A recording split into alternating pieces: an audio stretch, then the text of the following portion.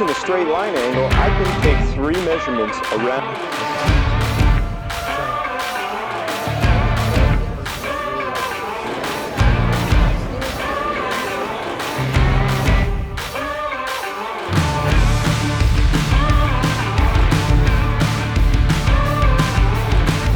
Live from Studio 4 in beautiful Naperville, Illinois, Spanesi Interactive Channel continues with Mr. John Shoemaker from BASF. Now your host, COO of Spanesi Americas, Mr. Tim Morgan.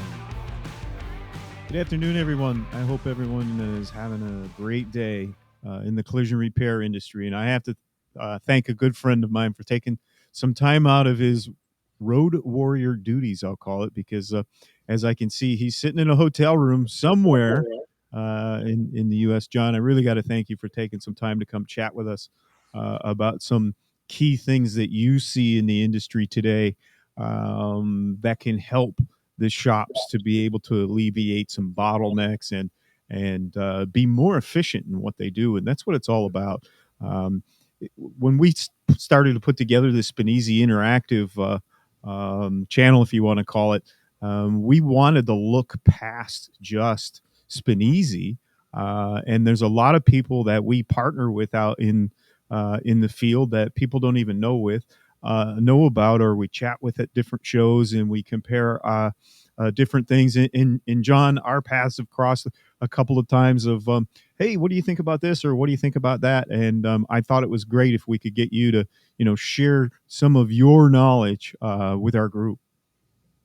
Yeah, more than happy to do so. And I'm happy I work for a company like BASF that allows me to take time and do things like this and just talk to the industry, just how they can get a little bit better every single day.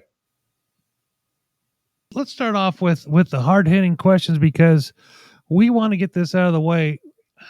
And everybody's experiencing this, but let's talk about the rising costs of paint and materials right now in the marketplace with the inflation that we're experiencing in North America here.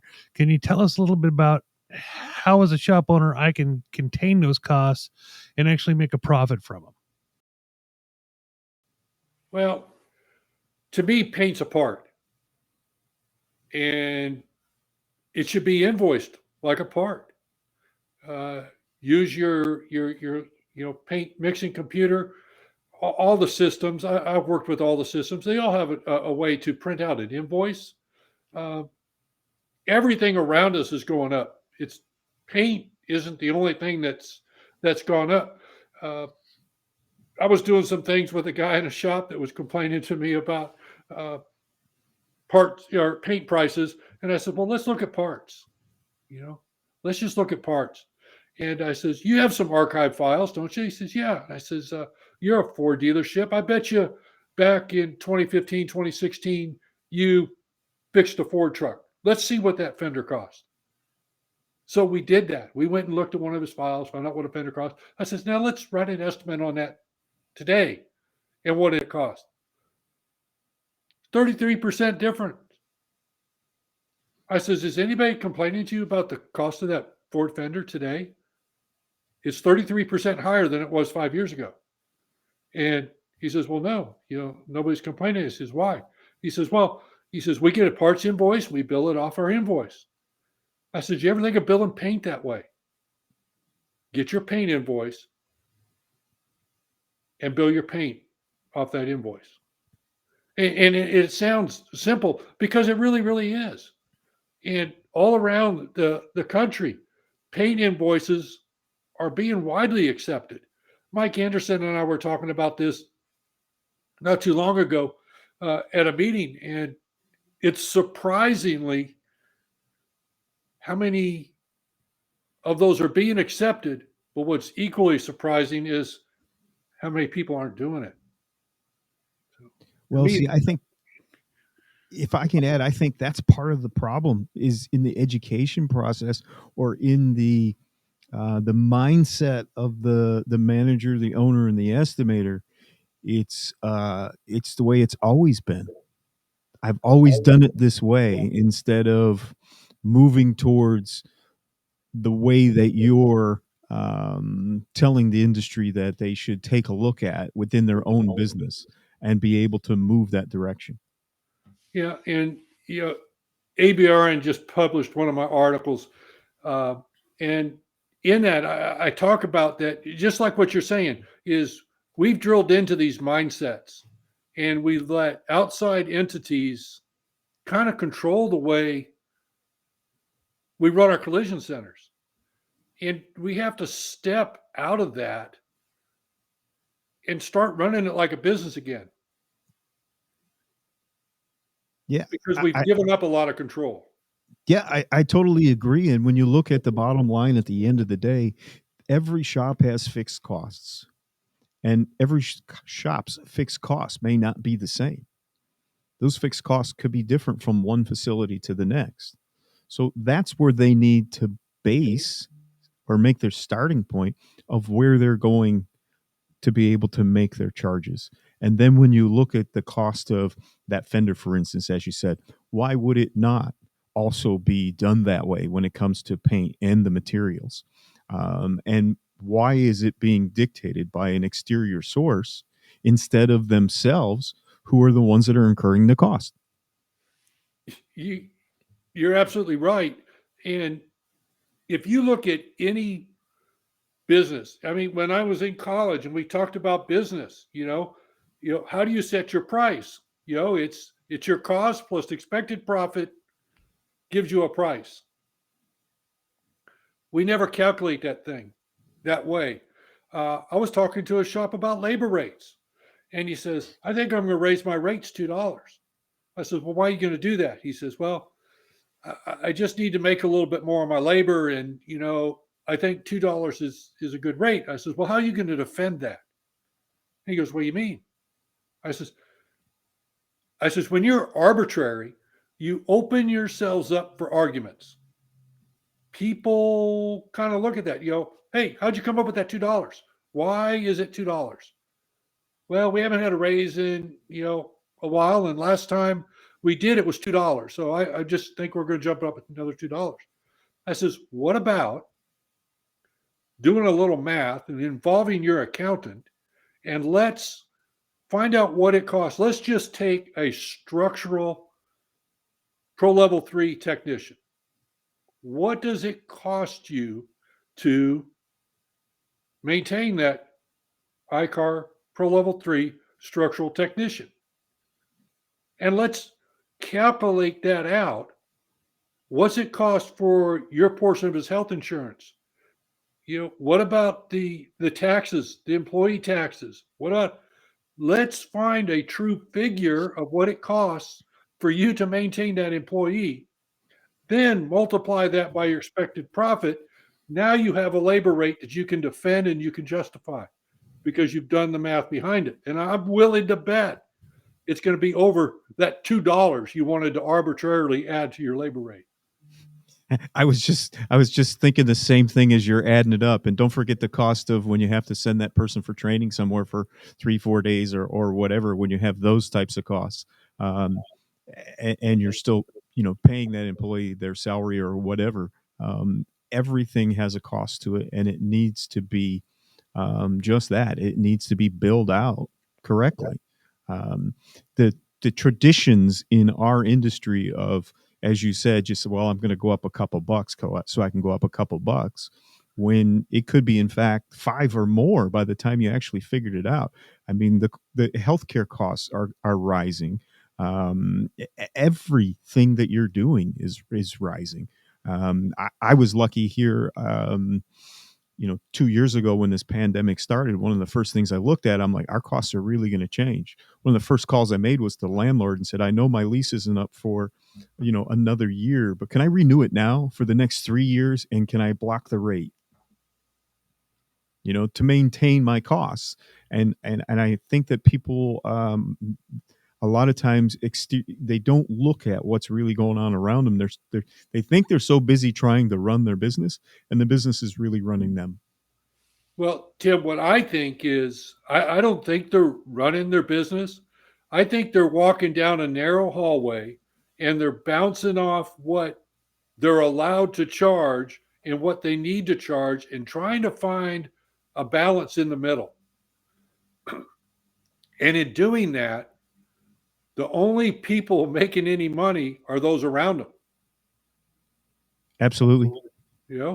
And if they would move just out of that hallway a little bit, off that narrow path, and look at their business, and based on their charges, their rates, billing for paint materials, off of their true costs,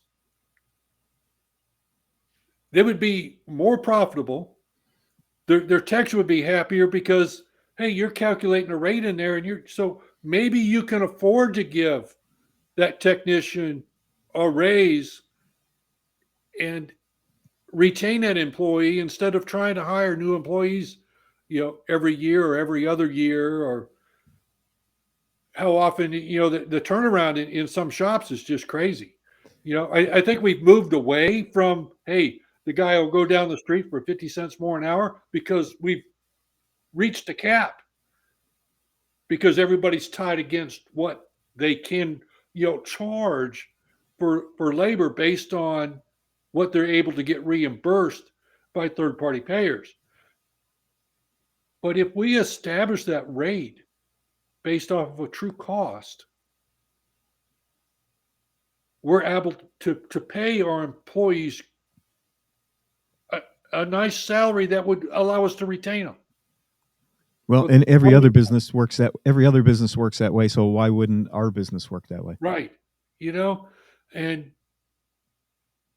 I hate referring to the medical field, because it seems like everybody refers to the medical field, but everything they do is based on costs. A grocery store is based on cost of goods, right? Everything's based on cost of goods sold, except for the collision industry. It's based on what a third party is willing to pay, and we don't contest it. You're exactly correct. I think we're preaching to the choir, though. So we for the longest time, we've done this whole thing where we've done an hourly rate based on we've done a paint materials cost based on an hourly rate, which I don't know how you do that and actually come up even close to what your paint materials costs are. So why do we continue to do that? Tradition. A tradition. And I always tell people that that's an estimate, and that's exactly what it is. With today's colors, I mean, some approaching 5 stages, and the pearls, the flash flake, the different components that are going in. We don't have blue cars or red cars or green cars anymore. They're something emerald green, metallic, pearl, matte color. And there's no way to factor that in an estimating database. I talk to people at Mitchell and talk to people at CCC, and there's just no way to cover that. And so there's a calculator in there that's probably, and Karl just said it, why do we keep using this inaccurate tool? Probably because nobody's come up with something else that they could put into a system that will record basically what these colors look like today. And that is why the paint companies have come out with a way to print invoices out through their mixing systems that allow you to bill based on what was consumed to paint that car. I don't know how you'll get a calculator. There's a lot of different calculators out there that say they're more accurate than the others. I think an invoice based on products consumed to replicate that color is probably the most accurate, and it's also the most defendable document we have. Well, it does amaze me. I spend a lot of time at dealerships, obviously, and obviously in the industry. You see a new color go down the street, and you get really excited over that color, and then you start to wonder, oh, man, I wonder what does go in the formula to be able to make that one. So you're exactly right. I mean, why would it not be, instead of X amount of hours of repair time, that you're going to get a certain amount of material time, when the same thing goes with the materials that you have to use besides what you're mixing in that can to paint with. There's other things that you're doing in that preparation up to the point to be able to paint, correct? Absolutely.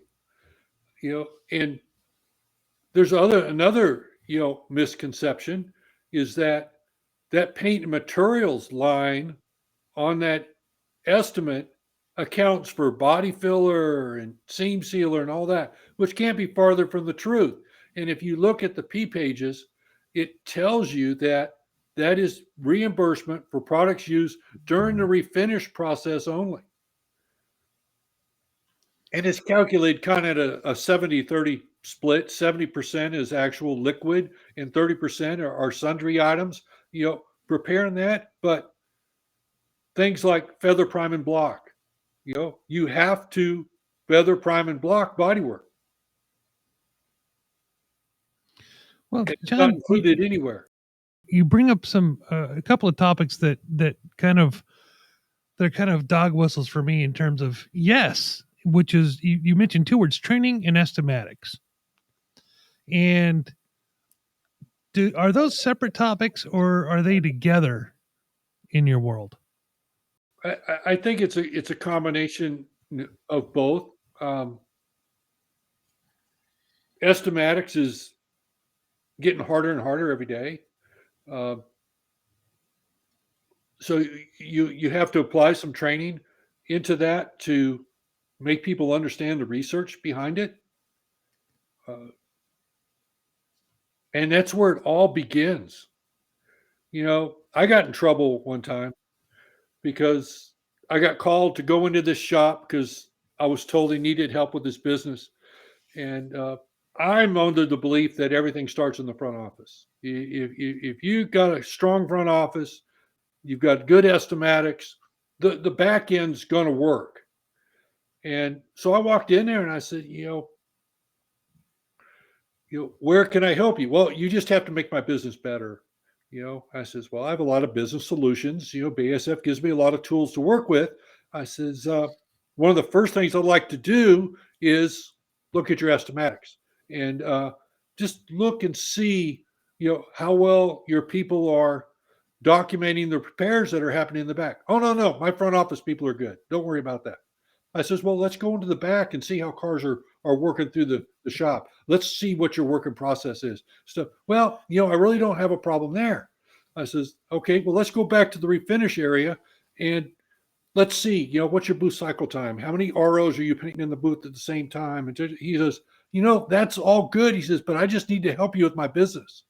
I need you to make my business better.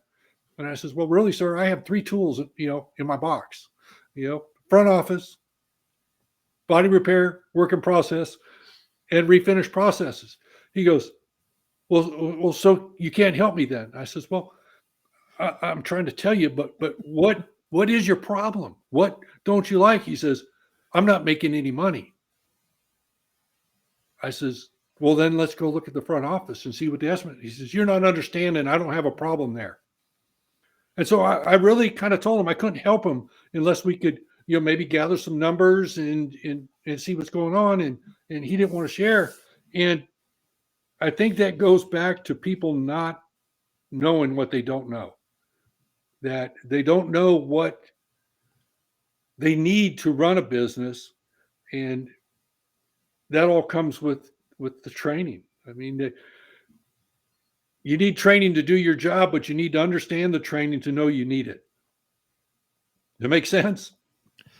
And one of the things that always troubled me about estimates, and what I hear from specific shops saying, my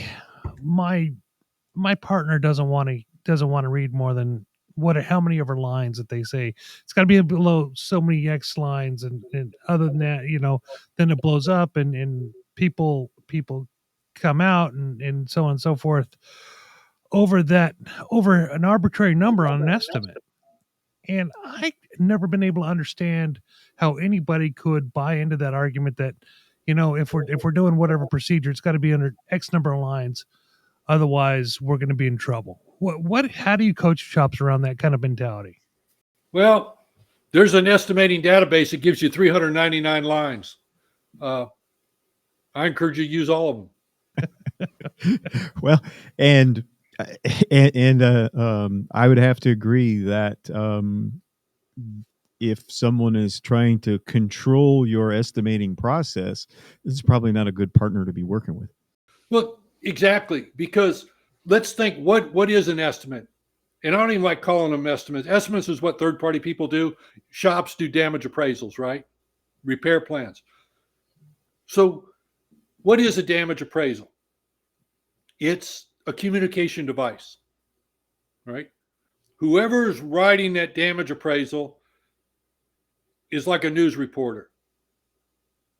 The who, what, why, where, and how. You've got to get all that across.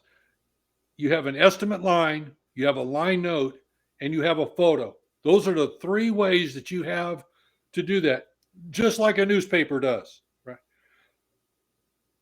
So if there is a repair step, something, looking at a 3M SOP on corrosion protection, to apply cavity wax, it says you have to clean it with this cleaner first. Then you can apply the cavity wax. So if you just put a line on that damage appraisal to apply the cavity wax, is the tech going to clean it first? No, we've got to add a line to tell them to do that. And also within that 3M SOP, it says that cavity wax has to be applied in 3 coats to meet the manufacturer's specification. So would you want to put that in a line note? So yeah, just a simple step of cavity wax. We've created 2 lines and a line note. So is it easy to use lines? I heard, at one place I went and he says, well, the shop I came from, we couldn't have over 45 lines on an estimate, no matter how big the repair was. So if we got over that, we started consolidating things. I said, but that's wrong. Anytime you omit something or consolidate something, it's like rough pull. What's a rough pull? You measure a vehicle, you look at the measurements on that vehicle, and then you document the pulls accordingly. Simple step of a front end swayed. You measure it. Oh, it's swayed to the right a little bit. Oh, but it's high, which makes its length wrong. Well, you're not going to be able to grab that and pull it around and get the height, the width, and the length correct again. It's 3 separate pulls. So you document that as 3 separate pulls. And that's one of the things that always drives me crazy when I'm out and when we're doing training. And the first question I ask is, how many people write to pull and square the front of a vehicle? And I'd say 8 times out of 10, that's the way people are doing it. First, when you go to measure the car, are there any parts that have to be removed from that car? Because then there's a labor operation there. Those all need to be documented. Those are all line items. Then we measure the vehicle, we analyze the vehicle, and then we're going to determine our pulls. And each point that we measured is going to have a labor operation with it for the direction of the pull, like you said, length, width, and height. And in some instances, it's going to be multiple pulls to be able to get that done. One of the other things that I see from a refinish standpoint is when they anchor the vehicle, they never leave time there to refinish and repair the areas where they've either clamped using a clamping system or a fixturing system. Any area that they connected to the car needs refinish time. Absolutely. And what I teach them is they go, oh, we put a half hour to repair clamp and a half hour to refinish. I said, that's pretty good, except, that rocker pays 2.1. So you've only given away 1.6. That's fine. If you want to give that away, why not put to repair the rocker and in your line notes, pinch weld locations?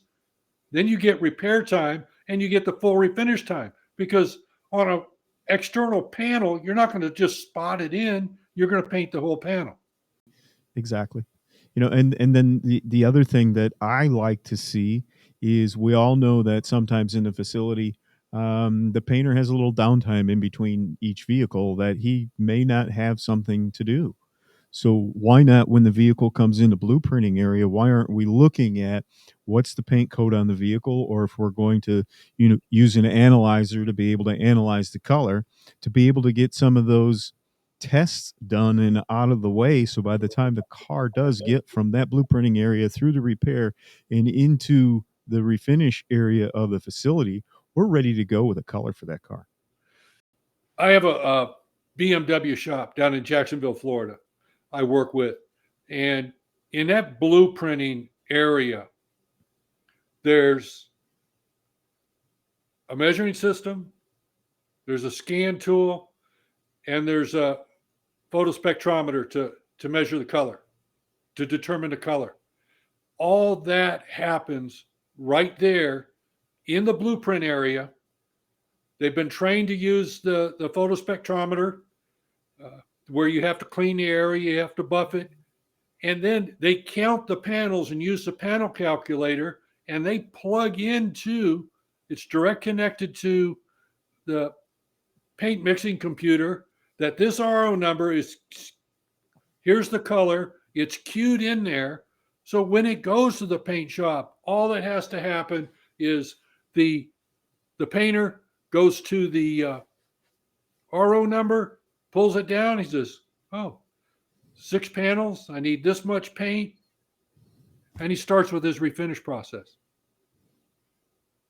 It's all done right up front, right on day one. Right. And so you're saving how much time by the time it gets to the paint shop by doing that on day one? It's amazing. Yes, it is. Because you're not stopping, waiting, loading it up. Oh, somebody's mixing paint, so I can't get to the computer to download the color. It's all done. John, how long does it take to repay for a system like that in terms of productivity? Is it a 6 months, a year, 2 years? What's the investment? A day. If you just think about it, if you're able to paint one more car a day, average repair order, let's use a round number of $3,500.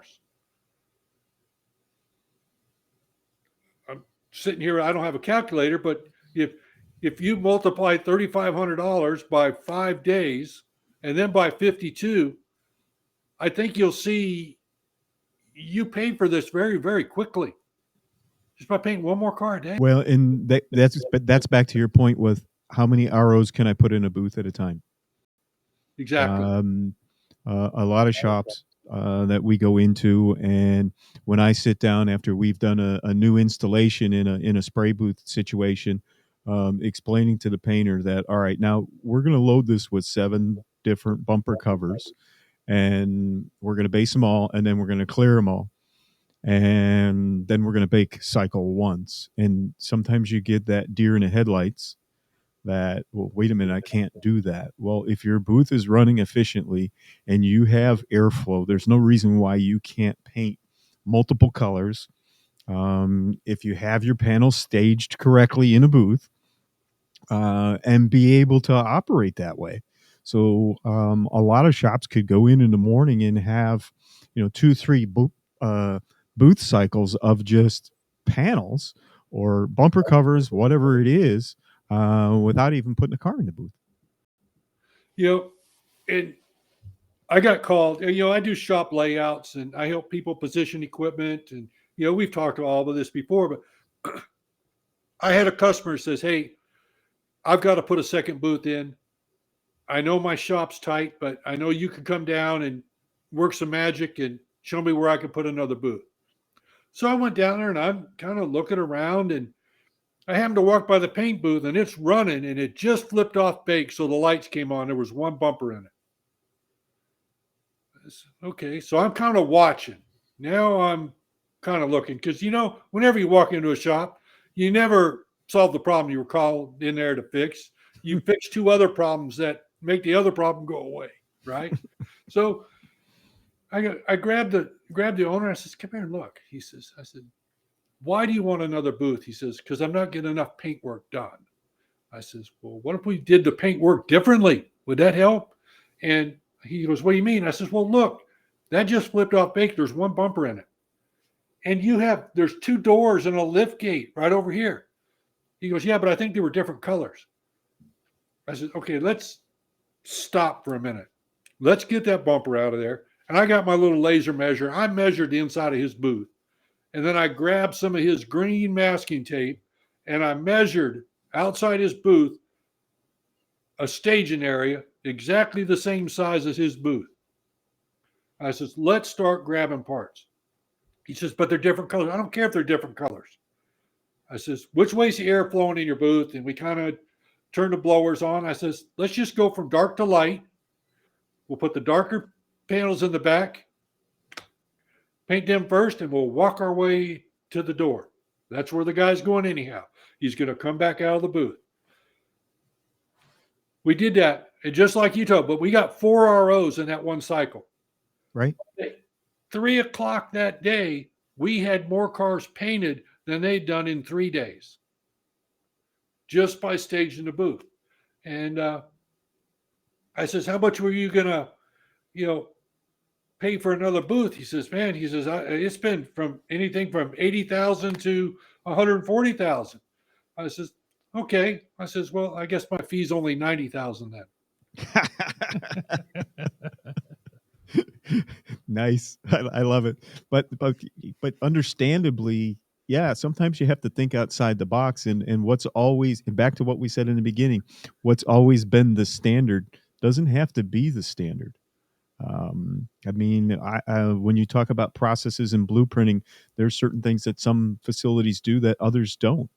And I think that you have to look at what's going to work in your facility, but you got to have an open mind. You also have to have buy-in from the technicians.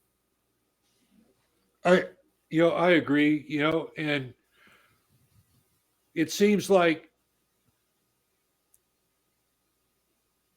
just like the guy with the booth, I'm not getting enough paint work done, so let's put another booth in. Oh, I'm not getting enough body work done in this building. Let me add, 10,000 square feet.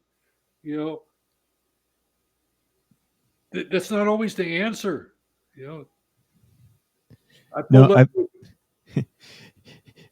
I see where you're going with that. It's funny, adding the 10,000 square feet. And I said to a customer one time, "Do you ever consider a second shift?" Yeah. Well, what about going in and looking at what you're doing with the square footage you have already? Right. So I pull up to a shop and I see this new concrete pad. I says, what are you doing? He says, when I can afford it, I'm going to put some walls there and I'm going to expand my paint shop. Well, right next to his paint shop is a nice work area that's already there and heated, but it just has stuff in it. I says, well, why don't you move all that stuff? He says, well, I don't have, any place to put it. I says, let's walk around. And I walked through his building and I found this area that had a bunch of just shelving units in it. And I said, what are you doing with those shelving units? He says, I got them on Facebook Marketplace and stuff like that. He says, I'm going to sell them. I says, oh. And then I walked by and there's this window. It's all those block glass windows. I says, that's pretty decorative, but I think you're getting ready to lose that window. A lot of the ceiling's coming out. He says, yeah, I got a bid in to replace it. I says, well, rather than replace it, why don't we put a roll-up door there, get rid of all those shells, all that stuff you have over there next to your paint booth can come over here, and then you can work on cars right there. I says, that gives you 800 square feet without spending a penny other than the door. And I bet you if you sell those shelves, you'll pay for the door, and it's going to be cheaper than fixing that glass. And then he started looking around and he says, man, if I do this and this, he says, I can fix cars right here. I says, yeah, look within your walls before you try to blow out your walls, right? And True. that's what I like about my job is I can be that other set of eyes looking at something. And like I said earlier, a lot of times when you go into a shop to fix a problem, you're not fixing that problem. You're fixing a couple others that make that other one go away. And that concrete pad's still there, but he's washing cars on it. You know, that's Right. I have basically the same story of one of my friends' facility that said he said I need you to come down and give me your expertise on and what I need to do. And I walked in the facility, and 5 minutes later, I said, all right, it's fixed. Yeah, I said I have it all figured out. I just have to put it on paper. Give me a couple minutes.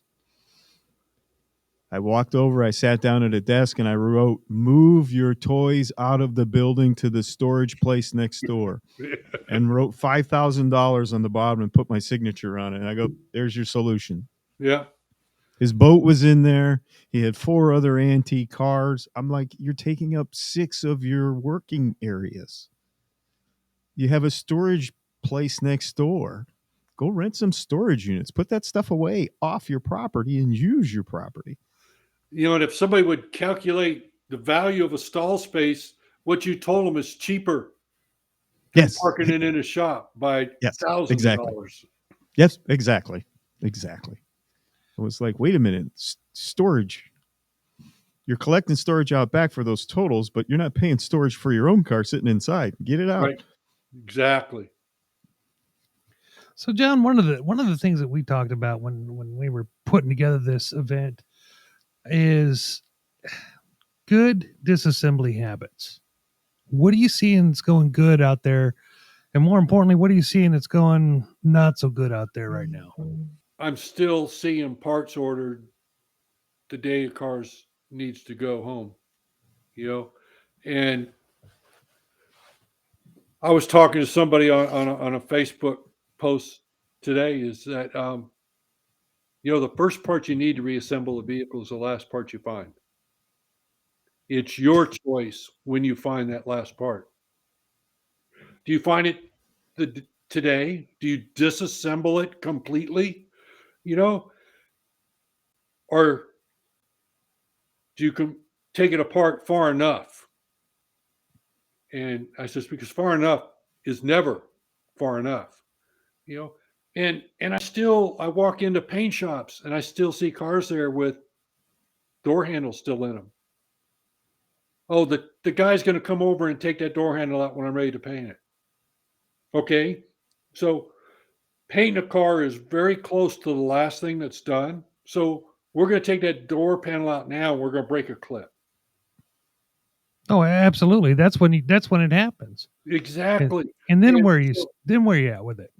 So I have some shops that are doing it very, very well. And I see shops that are doing it very, very well. They could almost write their invoice after they've done their disassembly.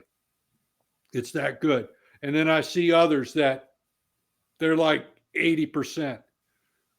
But that other 20% is killing them because they're finding structural parts. But what they're finding more is, and it kind of goes beyond the scope of what you asked, but I think it's important to mention, is they're not, during the blueprint process, researching what calibrations are required. Well, and I was gonna lead right into that, which is what's the diagnostic processes that these shops are doing it right are doing, and what are the shops that aren't doing it quite so well doing? You know, you got your ADAS systems. You have to understand what you're dealing with on the car up front. Otherwise, when you go to deliver the car, you're not going to be prepared for a calibration, or you're not going to have a technician scheduled, or whatever tools, equipment, and resources you have to have. The second part is are they measuring the cars up front? That's a diagnostic process in my book, Because how do you know what state the car is in, just like the electronics, if the structural is not measured? It's funny you mentioned measuring, because I had a shop. I says, why don't you measure the cars when you're before you take anything off, measure the car, scan the car and measure the car. Well, I'll never get paid for that. I says, let me try it. And if you don't get paid, we'll find a way to where you don't lose. This was on a 2018 Honda Accord. It was hit kind of T-boned. It got the B pillar, the dog leg, and the left rear wheel. I said, let's not take any, let's scan the vehicle. We scanned it. And real quick, a misconception is people believe a scan will tell them whether or not a calibration needs to be done. Two totally separate operations, right? So we scanned it, found a couple, airbag codes and different things like that. Then we measured it, and we found that that left side was actually in. So we started documenting. Now, granted, this car was driven in by the vehicle owner with a $3,100 sheet written by a third party. We put it in there. We measured it. The side of the car was in. It was going to need to be pulled. If the side of the car is in, that means structure's compromised, right? You and I know that, but so we started looking and measured the wheel angle on that left rear wheel, found out it was rolled in. And you could see the customer's been driving it because the tire was scuffed. So we measured it. They didn't have all data collision. So I called my buddy. We got all data collision, started looking at what the repair procedures are, because it was rough pull and repair B pillar and dog leg, right? So we started looking, well, the outer panel was in, so we knew the inner panel was in. I said, the only way to find out truly is to cut a hole in this, but let's not do that. So we started looking at the repair procedures. So to fix that B pillar, you have to replace the uniside. So we added a uniside. And if that structure's in, we looked up, it's high strength steel. So all that needs to be repaired. There's 5 pieces in that B pillar. One of them goes up and over and under the roof, which means the roof had to come off. So we added almost $12,000 in repair in that 2018, Honda Accord with 80,000 miles on it didn't survive. But he got paid for the measuring. He got paid, for his paperwork for the total loss. And they never had to take one bolt off. One bolt out of the car. Well, measuring is critical. Measuring is so critical in our own experience here at Spanesi Americas, as we're out working with customers, whether it's in a training situation or whether it's in a demonstration situation. We stress that every vehicle coming in needs to be measured.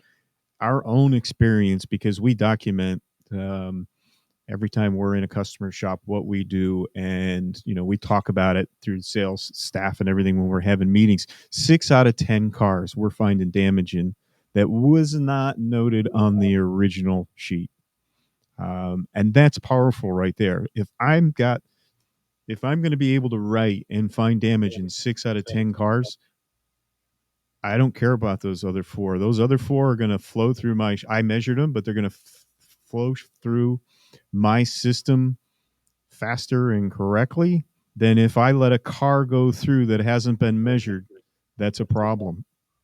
Like the vehicle that you sometime, right? Right. And like the vehicle that you just talked about, had they not measured that vehicle and started the repair, now I have a bigger can of worms, and I've backed up my production because now I have to backpedal on this vehicle.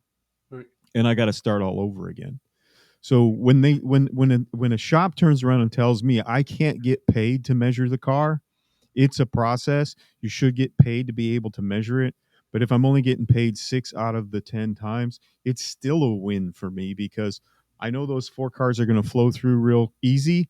And the 6 that I caught the structural on, they're going to flow through easy also because now I know exactly what has to be done on the car.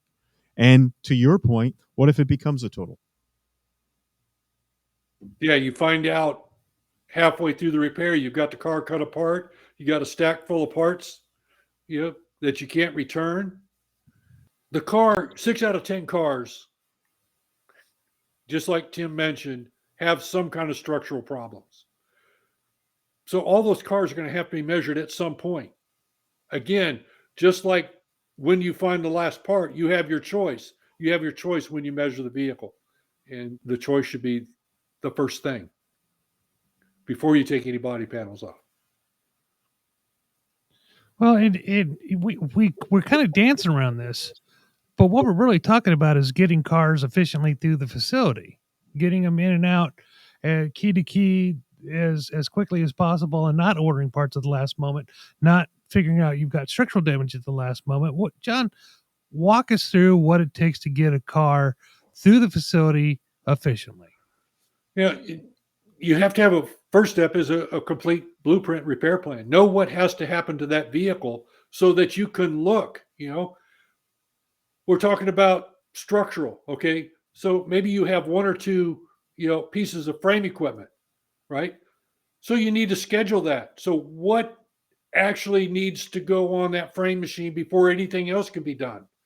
So you can look at your repair plan and schedule when those cars are going to hit those marks so you don't have 1 or 2 cars stacked up waiting, because that weight is the issue when cars sit still and wait. The more we can keep cars moving, the better off we'll be. So strong repair plan, and then schedule the repair processes. You have an external glass person. They've got to take glass out to replace a quarter panel or something. Well, you should know when that quarter panel is going to be back on and that glass can be reinstalled. So when you schedule it to be taken out, schedule it to be put back in. And then you work to meet all these timelines. I see cars sitting with bags outside and say, well, we called the glass company this morning to come and put that glass back in. Well, you've known for a week to 10 days that glass is going to have to be come back in. Why don't you schedule it? When I was working in the body shop, I worked at a dealership.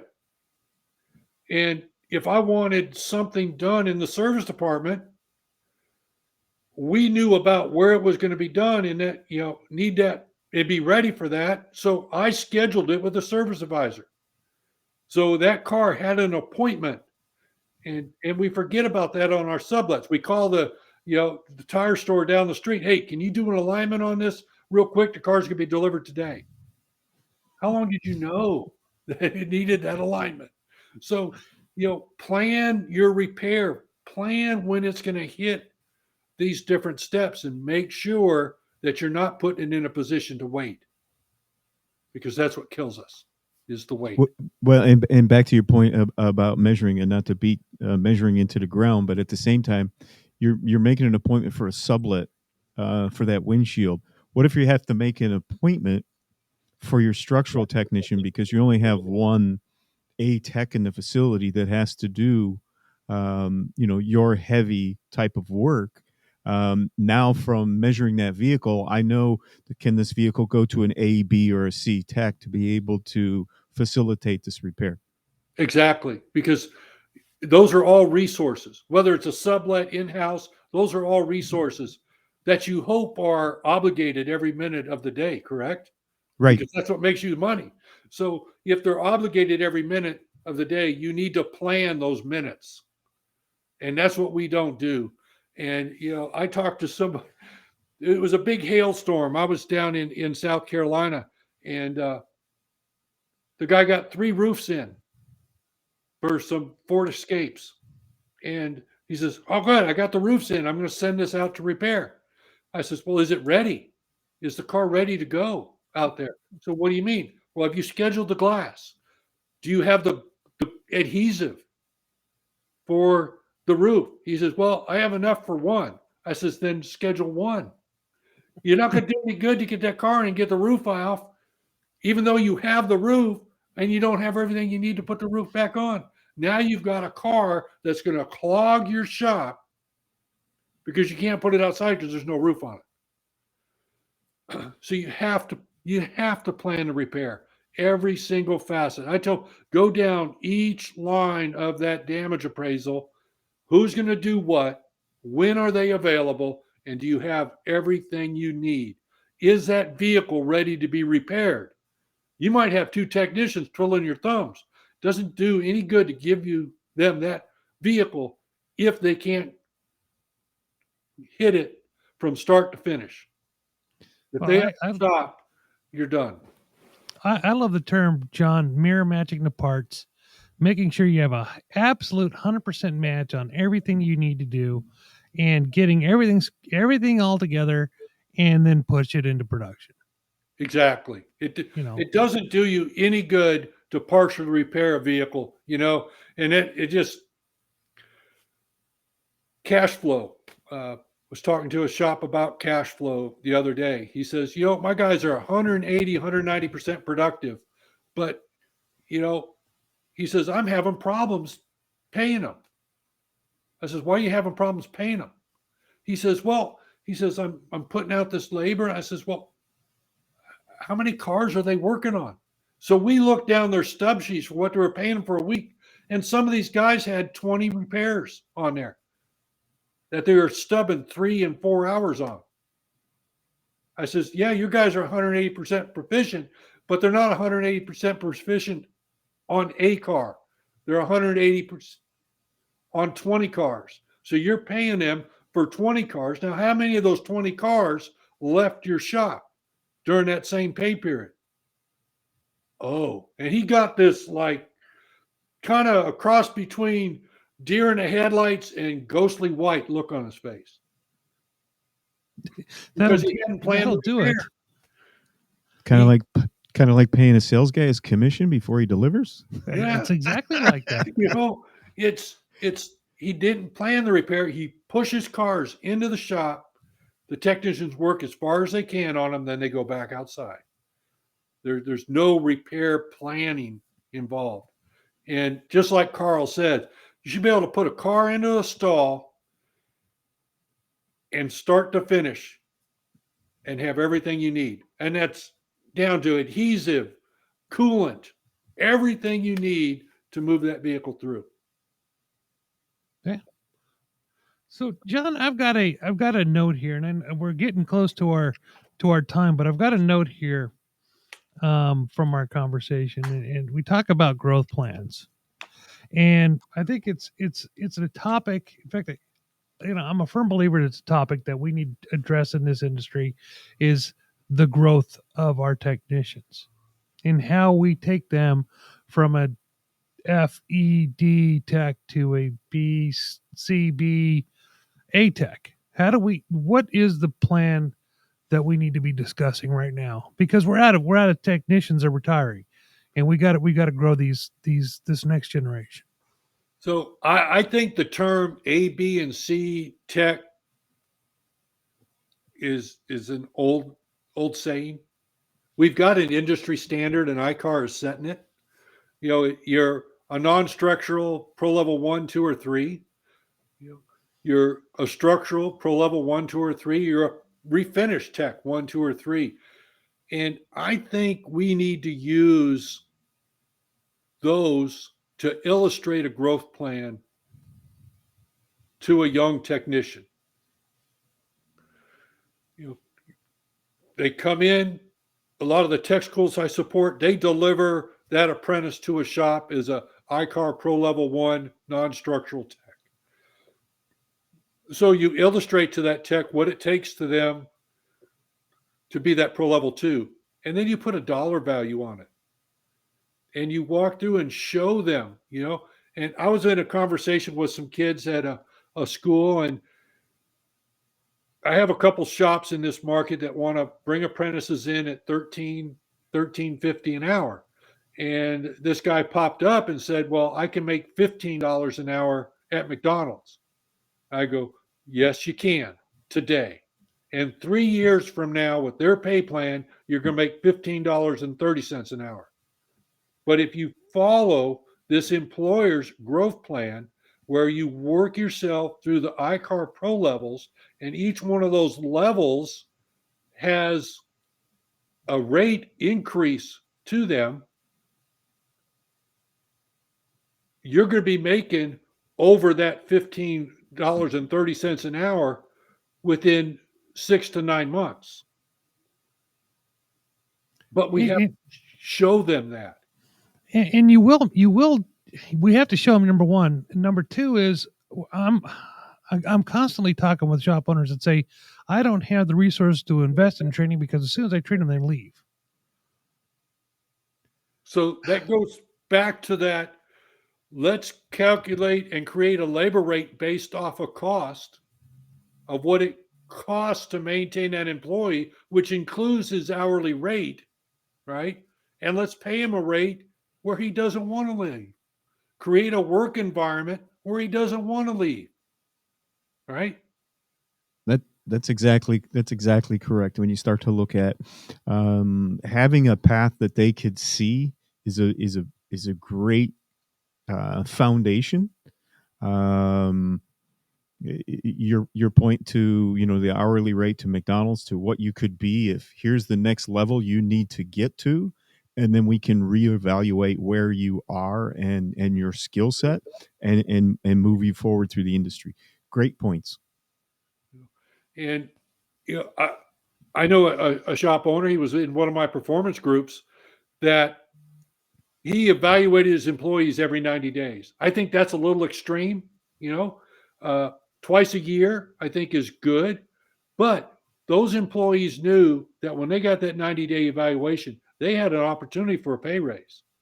It might have been a nickel. It might have been a dime. It might have been $1. But it's all performance and education based. So if you're performing at the level that they expected, plus you gained education that the shop paid for to move you up to the next level, your incremental raises were more substantial. Well, and people don't leave companies because they're happy. Right. So as long as you're engaged with your employees and they see milestones, especially the younger technicians, they see milestones ahead of them and actual goals that they can reach. That's why using the pro level status as you're discussing is an excellent way to be able to do it, because they can find their own path or know their own path up front, to where not using some type of status like that, they're out there just hanging out in the middle of nowhere. They're floundering, Yes. that's what I call. And what I like about, the pro level system within ICAR is that individual technician can go in and look and see where he's at, what he has to do. Oh, but maybe he wants to be a structural technician. He can look at the requirements there and see what he has to do or she has to do to move to that level. And so it's a very good illustration of how somebody can map their career. Right. Excellent points. So, John, we're getting close on time, but I would be remiss if I didn't ask you, as a BASF customer, as a valued BASF customer, what do you offer me from a training aspect, from a support aspect? Let's talk about what you bring in value to your customers and how they can take advantage of it. They label my position as business development manager. And I don't really like that title, but I'm more of a coach, right? But we have reporting. I can tell you everything that your business is doing through reports. And what I like the best about our reporting is I can sit in my office or sit in this hotel room right now and I can look at your business and see what's going on. And I could call you and say, hey, Carl, hey, I noticed that, your paint hours per RO dropped a little bit. And I see a new name here in your estimator list. Have him work with one of your other writers and let's keep him consistent with the others and let's get that number back up. We talked about, shops calling me and saying, hey, can you find me a place for another paint booth? So, shop layout, shop designs, training, just our front office training, I think is probably one of the biggest requests I get, other than the courses I've developed on my own that, Tim and I, we see each other at SEMA and the Northeast show and stuff like that. We're all doing something, presenting something. So hard to put in a little nutshell what we offer. Our business solutions program, I come in and I help you fix what's broke. I know there's some systems that will go in and say, well, if you operate your business this way, you'll be perfect. Well, one, if your doors are open, you're doing something right. So let's look at what you're doing right and let's fine tune the other areas to get everything working at the same level. There might be just one or two things we have to tweak. So I like to be able to go in there and look and just kind of like that guy that wanted me to help him fix his business. I got my tools, I got my toolbox. Let's find out what's not working and let's make it right up to the level of everything else. So, through our reporting, through our virtual training programs, we got an awesome learning university. We can qualify painters virtually now. They take all the virtual tests, go through the process. Then we send a tech rep into the shop and do the hands-on qualification rather than disrupting your business and taking them to a training center to learn something in a sterile environment and then go back and try to apply it in your shop environment, which we all know is two separate things. They're able to apply the product using their equipment. And then if we see a problem, it's not working right, we can back into it and find out what piece of equipment's not working right. Rather than saying, oh, let's send you to the training center and let's train you how to do it better. It's very much quite possibly not the training. There's just something wrong with the equipment that we only can find if we do the qualification in that shop. We talked about production, getting things through the shop. We have, our advanced process solutions, and it's a step-by-step program. And we used to come in again and disrupt your business for a week. Now we have your people take those courses virtually, and then we come in and spend a couple days and say, hey, out of those courses, what part of your business do you want us to help you fine tune? Because they're able to identify their faults that way, rather than coming in and saying, hey, your business is broke. We have this advanced production solutions program. Let's input it and let's make your business all better. It doesn't work. Let a business owner, a manager, find out where their business is weak, and then let's go in there and fix that portion. Well, what's the best way to take advantage of all these offerings? Is it I go online and I look through a ton of information, or do I reach out to my local BS representative and have them and sit down and have that interactive conversation? Or is it a combination of both? What do you recommend, John? So every BASF customer has a support team. They have the account rep, a technical support, and they have a business development manager. So any one of those people they can reach out to.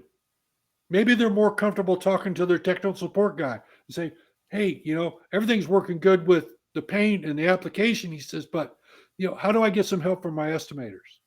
And then so they reach out to me. I contact the shop. We have great distribution partners, through our driver representatives. Sometimes those people are in the shop more than a BASF person. So I've got to go to North Carolina next week to help a shop with some front office operations where our distribution partner reached out to me and said, this shop needs some help with this. I talked to them. We found out what they needed, and I'll go down there. And that's the thing I like the best about our team concept, is because I don't just go down there to find out what the problem is.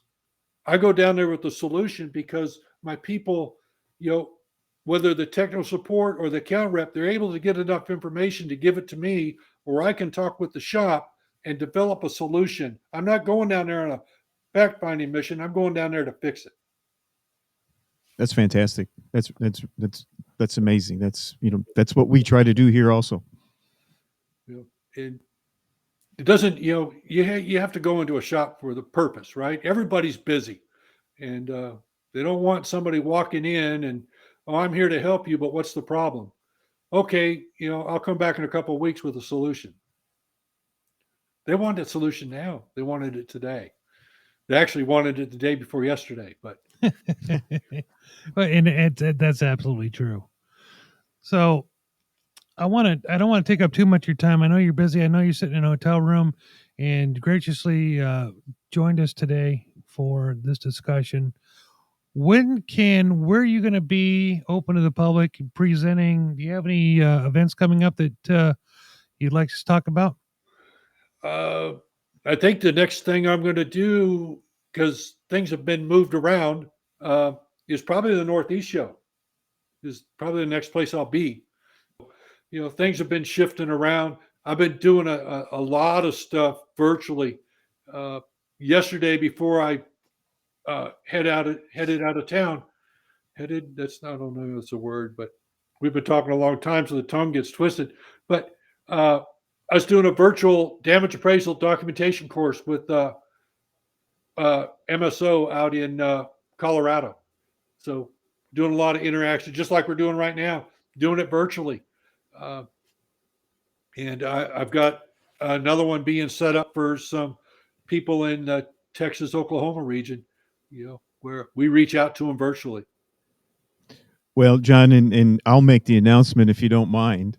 Go ahead. John and I are going to do a joint seminar at the Northeast show, and we're going to discuss some of what we discussed here, and probably even more around the blueprinting process and best practices for repair. So I'm pretty excited to be able to partner with John on this, it's going to be a fun weekend. Not to mention my 60th birthday. So is that Friday? So you may have to do most of the seminar, John. Oh, okay. Yeah, I can appreciate that. At least most of the thinking, if you two are together, I might have to come in. Right, do yeah. the seminar. Yeah.